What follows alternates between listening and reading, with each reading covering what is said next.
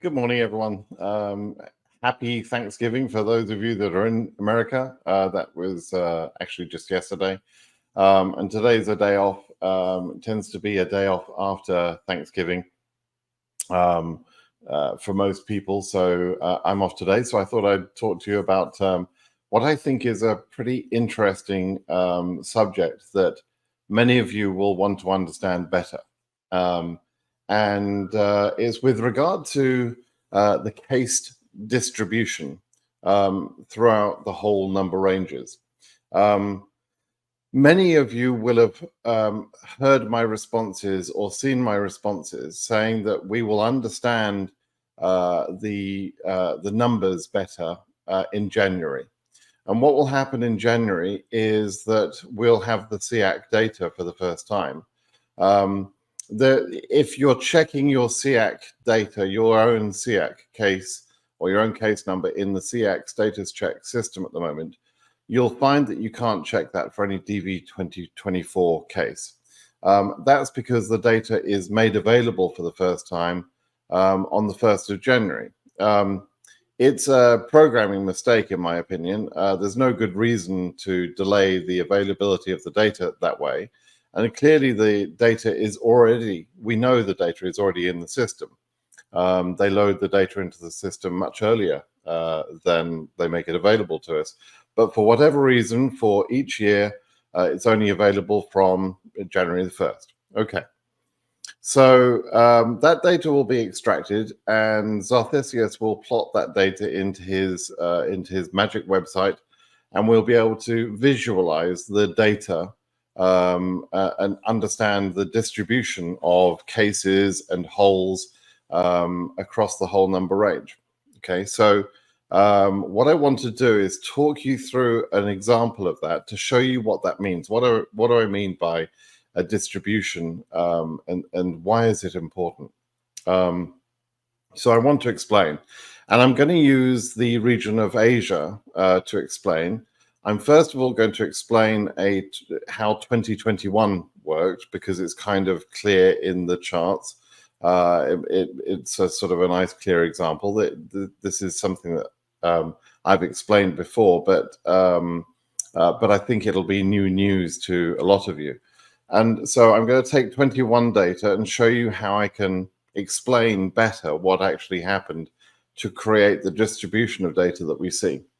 And then I'm going to apply that to DV 2024 and give somewhat of a prediction for 24. Although I have to say, I don't have the highest case numbers for Nepal and Nepal and Iran that I should have in order to make this a little bit more real.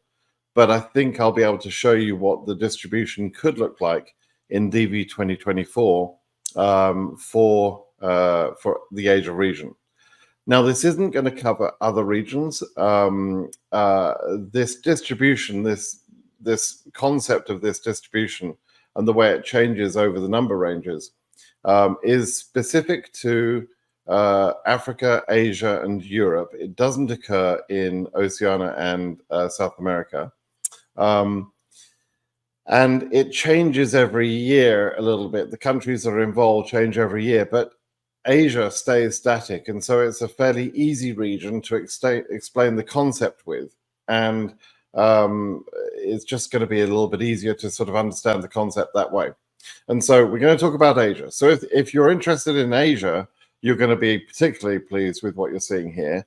And if you are not so interested in Asia, if you're from Europe or from Africa, you'll still gain from this video and you'll understand better what I mean by the distribution and what that can mean for high case numbers and so on. So let me first of all show you, let me just, so that I can see, so I can actually see what I'm talking about here. Let me show you the data as shown on Xarthisius's website for DV 2021. And I'll just talk through that a little bit and make sure you understand that first of all. So here we go. All right, so this is the data for DV 21. I'll see if I can make this a little bigger. Right. Okay, so as I say, we're looking at financial year or fiscal year DV 2021. And this is Asia. I've already switched over, so this is Asia. You can do the same thing yourself at Xarthisius' website, which you can see the link there, dvcharts.xarthisius.xyz. Okay, so you can see here the blue color is holes, and you can see that the yellow and green and other colors are actual cases. Okay, now in DV 2021, the case numbers went up to about 37,000. You can see at the right here, right-hand side. But you can see that there was an increase in the number of holes that happened after 10,000. This point here is 10,000, right? And it happened again after 20,000. So before 10,000, the number of holes per 1,000 cases were about 400 holes per 1,000 cases, and about 60% of the cases, so 600 cases, were real cases per 1,000, right? So a 60% density rate or a 40% holes rate, depending on which way you want to look at it, right? So, and then you can see that the holes increased between 10,000 and 20,000, and the holes increased again between 20,000 and going all the way up to 37,000. And so that means that high case numbers, when you're in this later phase, high case numbers can extend quite late into number ranges because there's a lot of holes in later number ranges, right? And this happens in Africa, Asia, and Europe. This staggered sort of density, an increasing number of holes happens in each of those three regions. Why does it happen? Well, so just I've explained this before, but just as sort of a quick primer on that. If you have a region where two countries, let's say Nepal and Iran, have, let's say, 40% of the entries for each of them, so 40% of the actual entries are from Nepal and 40% are from Iran, then the rest of Asia is only going to get 20% of the winners, right? And if there are a lot of entries from a couple of countries, in this case Nepal and Iran, those countries will be limited during the draw, where there will be so many entries from Nepal and so many entries from Iran that the government during the draw says, okay, we're going to stop taking any more selectees from these countries, these two countries, at this point and at this point.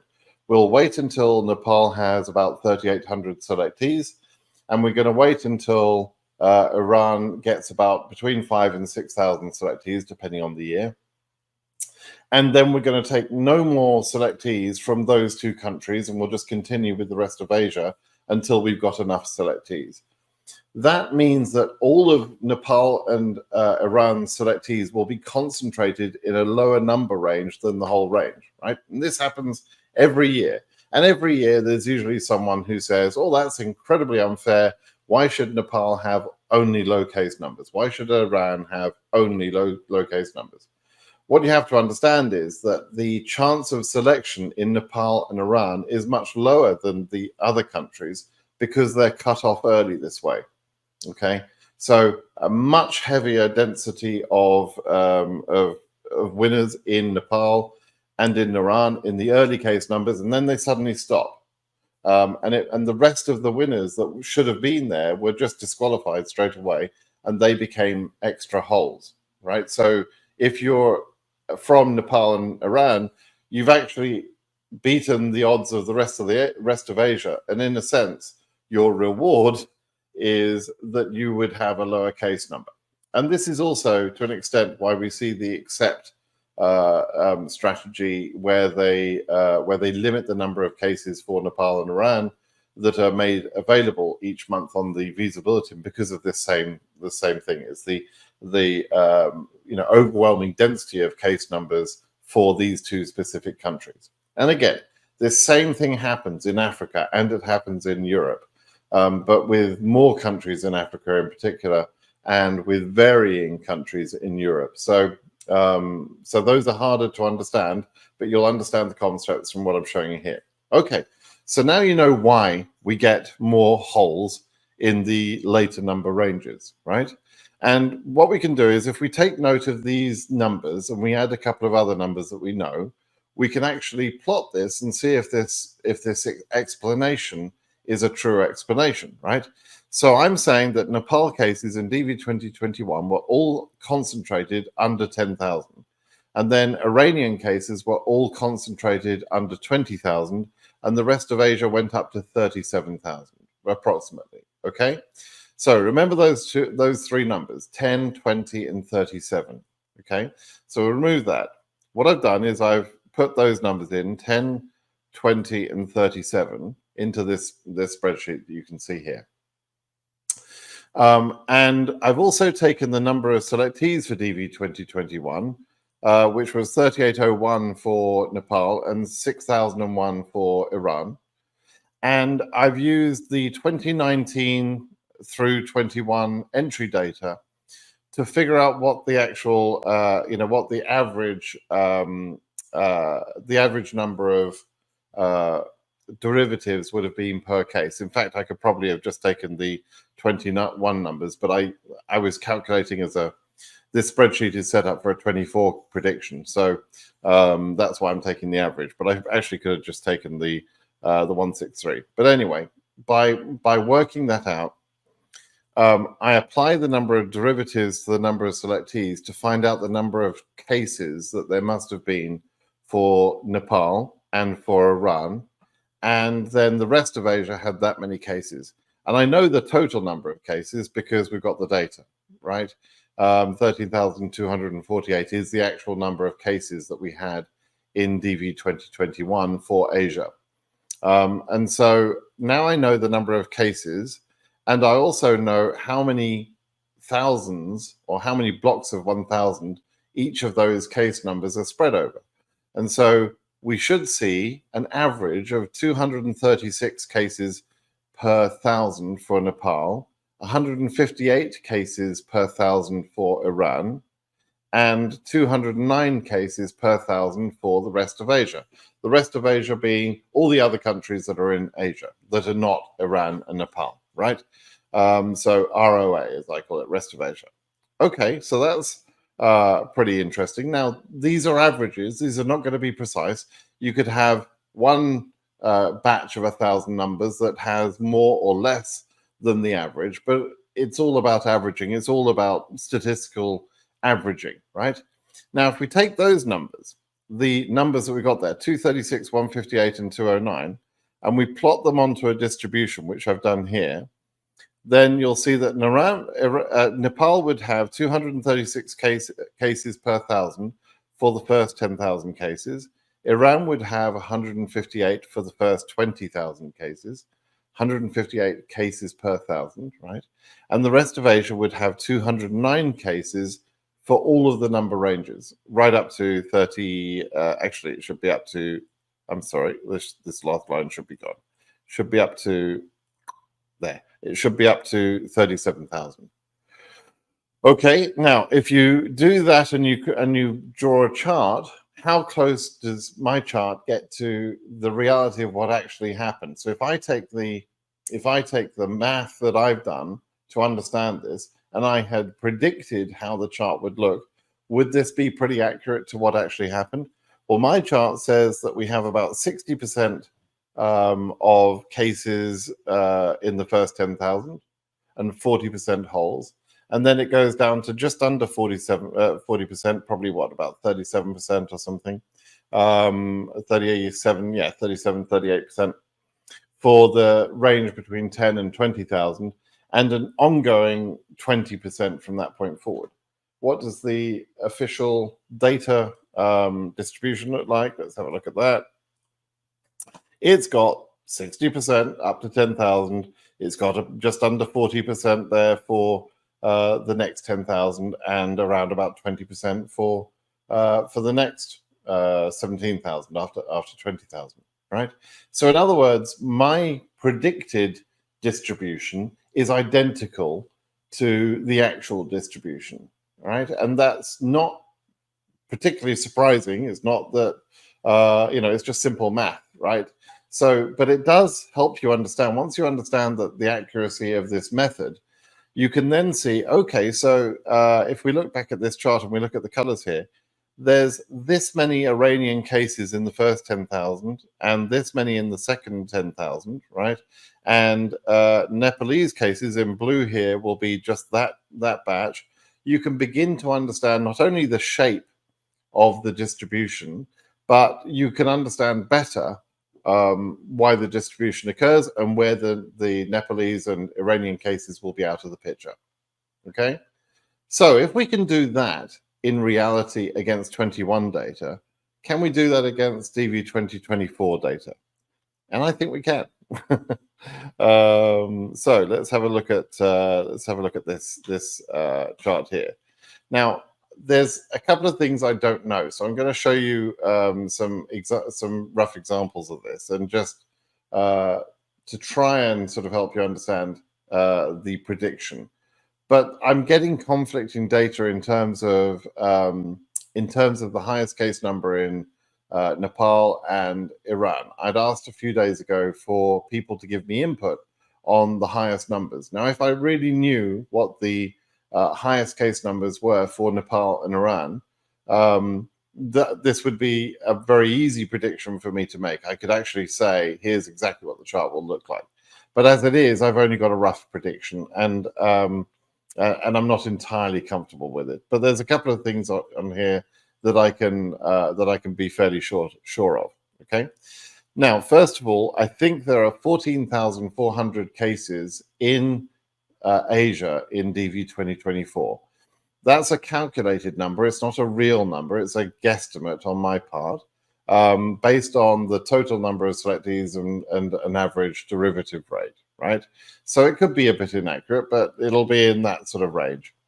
We know there are 3,863 Nepalese selectees, which at the average derivative rate from those 3 earlier years would mean there would be 2,395 Nepalese cases.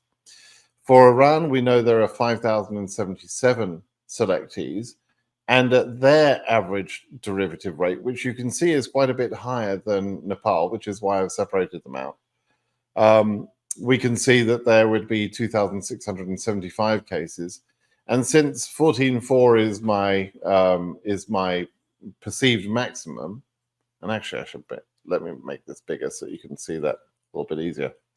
Yeah, 1444 is my perceived maximum. That's essentially leaves 9,300 cases for the rest of Asia. That's what I think we've got. Okay. So let's then talk about where these countries are likely to cut off, be limited, right? And this is the bit that I don't know. I'm kind of frustrated. I don't know, but I don't know. We think that Asia full range goes to 55,000 roughly. It could be a bit higher than that or a bit lower than that. I don't know precisely. This is a guesstimate on my part based on information I've had reported to me. That's equivalent to the 37 number in the other data, right? And last year in DV23, Nepal cut off by 20,000 and Iran cut off by 15,000. Actually, a flip from 21, where it was the other way around, where Nepal cut off before Iran, right? And that flip happens when there's a change in the number of entries from one country or the other in comparison to the other country and in comparison to the rest of Asia. So, so is that going to happen this year? I don't know. Are there going to be more Nepalese entries and less Iranians? I don't know. It's kind of frustrating. I'm guessing here, but I've had to make some sort of guess, if you like, to show you how the picture could look. So what I've done is I've said, okay, the number ranges are higher. Let's say Nepal is cut off by 15,000, by 25,000. I did get one of my regular viewers did tell me that he believes Tech Pirate, by the way, he believes that Nepal cuts off by 15,000. But then I got other people who told me much higher numbers. So I'm just taking a sort of a mid-range number here and saying, let's say it's 25, which would give us 96 cases per 1,000. And for Iran, I'm going to take 20,000 for the same sort of reasoning. But I would love to get these numbers, to plug these numbers into the chart to see how that would look, right? And then, as I mentioned before, rest of Asia will carry on until 55, right? So how does that look on a chart? This is how it looks. Here's 100% up here. You can see there's going to be if my numbers are accurate, if my cutoff numbers for Nepal and Iran are accurate, this is how the chart would look. There would be a 60% holes rate for the first few thousand cases up until case number 20,000, because that's where Nepal cuts off, right? Sorry, Iran. That's where Iran cuts off. Then there'd be another sort of drop down, another cliff, and we'd be at about, what's that, 25%. So there would be 75% holes until case number 25,000, and then a continuing holes rate of around about 17 or 18%, all the way through, actually 17%, all the way through to the end, right? Now that means that for every 1,000, later on, for every 1,000 case numbers, there are 830 cases which are not even there, right? They're holes. And so the movement of the visa bulletin, if we get to those number ranges, could be quite fast, because if you want to reveal, let's say you want to reveal 1,000 more people for interview, or 1,000 more cases for interview, then you have to increase that number by, over 5,000, 6,000 or something, because the number of cases per 1,000 is much lower at that point than it was in the earlier point, right? So here's how it could look. This is kind of a prediction. I don't do predictions in general, and so and I've explained to you why this prediction is somewhat suspect, because I'm guessing where Nepal and Iran will cut off. But if I can get those numbers, it would, or I could easily plot them into this spreadsheet and give a more accurate sort of idea of how this distribution would look. And of course, we'll have this distribution in just over a month from now, anyway, about 5-6 weeks from now, on January the 1st, right? So you don't really need this data. It's not going to be the end of the world if we don't have this data. But by understanding this principle and how this all works out, you'll understand better when you see the distribution on January the 1st. You'll see much better, and you'll understand much better what's going on and why that distribution happens. So I think this is an important concept that people should understand, and I'm hoping that you're grasping what I'm explaining here. I think that's probably all I need to cover. The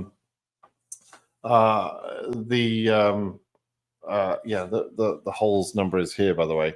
So yeah, 60% to start with, then 73.4%, and then 83% in later numbers.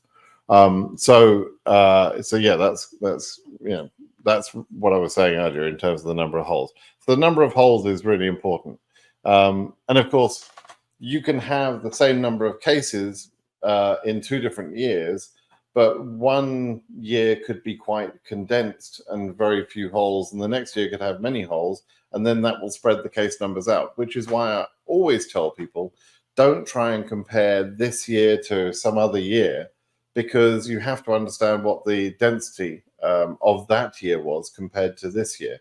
And if we just look back at Xarthisius's charts here, and again, we'll look at some of the other years. If we look at let's look at 22. This is the whole all the regions together. You can see there's a lot of blue. But if you look back at some of the earlier years, sometimes people say to me, "Oh, how about this year? Or this year has got the same number of selectees as that year. I think it's going to be like this."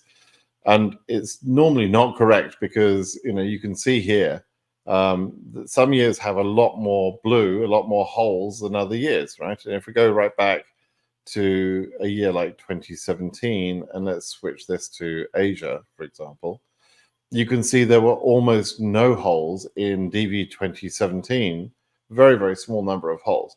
So even if we had the same number of selectees as a previous year, you would have to then say, okay, but how many holes are there?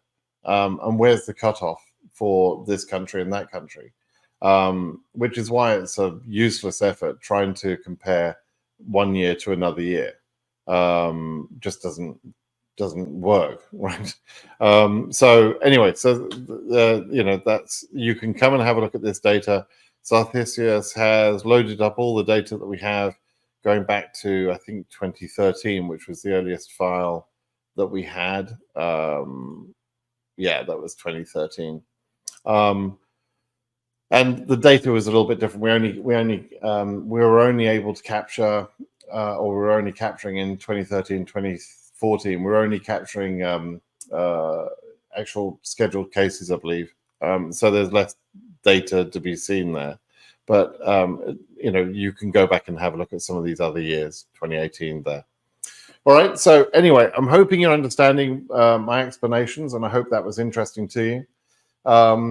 Please do let me know your thoughts about this video, but by all means, drop me a comment under this video. As ever, you can always ask me questions there in the YouTube channel, but you should probably also come to my blog at britsimonsays.com and ask questions on my blog, because the way questions are asked and organized there is a lot better. I can keep the thread, the trail of questions much easier over there. And therefore, I tend to reliably answer on my blog, whereas I don't 100% reliably always answer on the YouTube channel. So if you want a question answered, please ask on my blog, britsimonsays.com. But please do subscribe to this channel on my YouTube channel. Give me a thumbs up if you like this video, if it's made things a little bit more clear to you, if you have a better understanding now. I'd appreciate that. And if there's anything that you don't understand, you know, please do feel free to ask me any clarifying question you'd like about this data. All right. Thanks, everybody. Thanks now. Bye-bye.